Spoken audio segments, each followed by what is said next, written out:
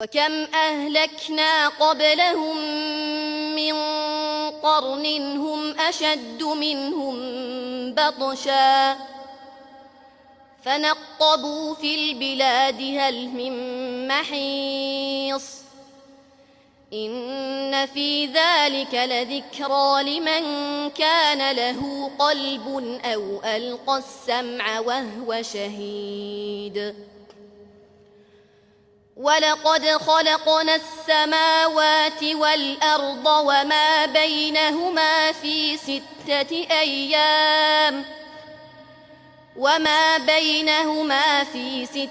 أيام وما مسنا من لغوب فاصبر على ما يقولون وسبح بحمد ربك قبل طلوع الشمس وقبل الغروب ومن الليل فسبحه وإدبار السجود واستمع يوم ينادي المنادي من مكان قريب يوم يسمعون الصيحة بالحق ذلك يوم الخروج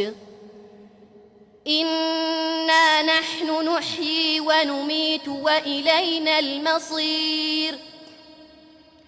يوم تشقق الأرض عنهم سراعا ذلك حشر علينا يسير نحن أعلم بما يقولون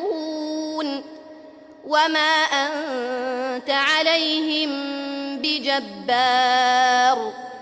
فذكر بالقرآن من يخاف وعيد